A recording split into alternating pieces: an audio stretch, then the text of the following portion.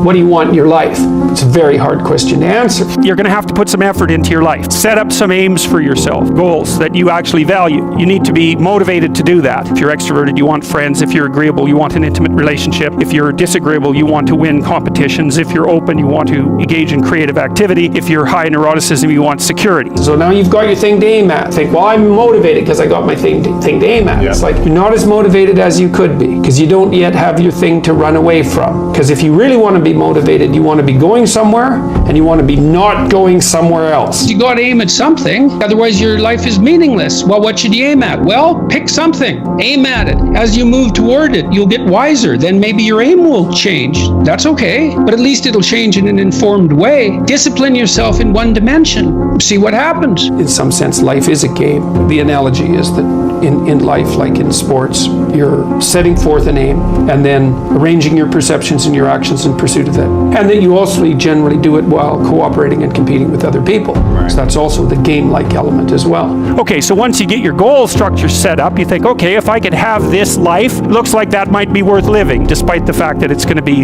anxiety-provoking and threatening, and there's going to be some suffering and loss involved and all of that. The goal is to have a vision for your life such that, all things considered, that justifies your effort.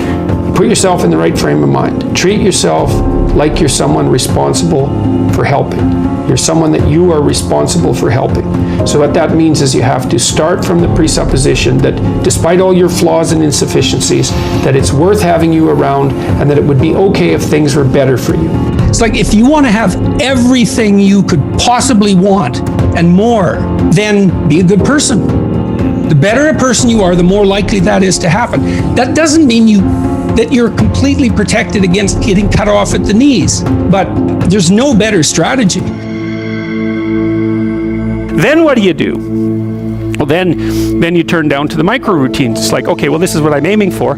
How does that instantiate itself day to day, week to week, month to month? And that's where something like a schedule can be unbelievably useful. Google Calendar. It's like, make a damn schedule and stick to it. Okay, so what's the rule with the schedule? It's not a bloody prison. That's the first thing that people do wrong. They say, well, I don't like to follow a schedule. It's like, well, what kind of schedule are you setting up? Well, I have to do this, then I have to do this, then I have to do this, and then I just go play video games, because who wants to do all these things that I have to do? It's like, wrong. Set the damn schedule up so that you have the day you want. That's the trick. It's like, okay, I've got tomorrow. If I was going to set it up so it was the best possible day I could have, practically speaking, what would it look like? Well, then you schedule that. And obviously there's a bit of responsibility that's going to go along with that, because if you have any sense, one of the things that you're going to insist upon is that at the end of the day, you're not in worse shape than you were than at the beginning of the day, right? Because that's a stupid day.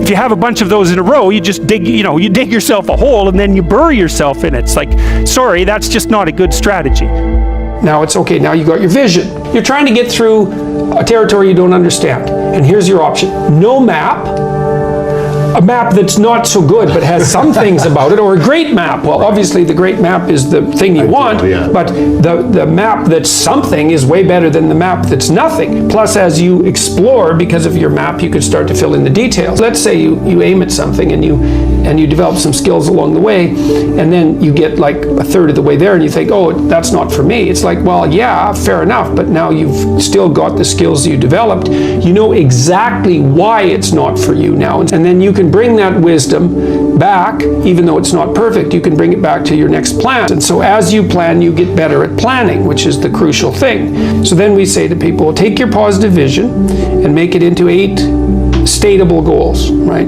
So, and then rank them in a hierarchy, break the goals into incremental goals so that you have a reasonable probability of succeeding within some time frame. That's the other thing. You have to parameterize it with regards to time frame. That's right. And when you're in the zone, you're expanding your skills in a manner that's intrinsically rewarding because you're succeeding. And so you want to set, if you're good to yourself, you think, okay, I need to set a goal, but I need to set a goal that someone as stupid and useless as me could probably attain if they put some effort into it. Right. And then you've got it perfectly, because it's not so high that it's grandiose or impossible that you fail necessarily and then justify your bitterness. Well, I set a goal and I didn't attain it, so I'm not going to set any more goals. Right. It's like, no, you set a goal that was was inappropriate. And you're playing a trick on yourself because you wanted to fail so that you could justify not having to try, which isn't helpful. You're still going to be a victim. It's like, there's no way out of that, man.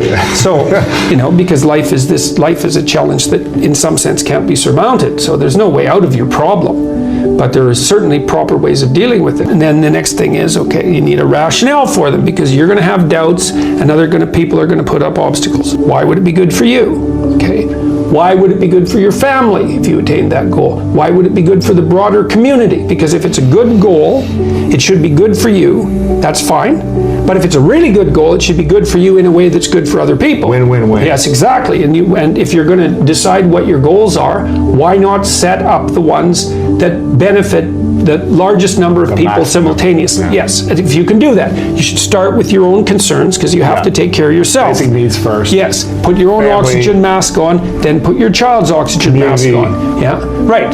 And then you can, as you build up the basis of competence locally, you might develop enough skills so that you can expand that outward. And it also gives your goal a certain amount of nobility. And so if someone challenges you and says, well, why are you doing that? That seems stupid. You could say, I'm doing that because it helps me take care of myself, but it benefits my family, and here's the reasons why, and this is the repercussions out into the broader community. People who are putting up objections and doubts aren't armed to deal with that kind of response. Yeah. And then when you have those doubts in your mind that plague you, say, why am I doing this? Oh yeah, it's because, well, I have to take care of myself, because otherwise I'm pathetic and useless and bitter and cruel, and then I'm going somewhere terrible, so that's a bad idea, and here's how it would help my family, and here's how it would help the community, and that's good enough set of reasons for, unless I can think of better ones. Right. If without better ones, that's good enough. When the unknown emerges, you tend to experience anxiety. And then there's the known, and I define the known very specifically and very carefully. The known is the place you are when what you're doing produces the results you want. And I say want because that brings motivation and emotion into the game. So you're motivated to pursue something. You pursue it, and what you want happens. Not only do you get what you want, but you get validation for the structure that governs your perceptions and your actions.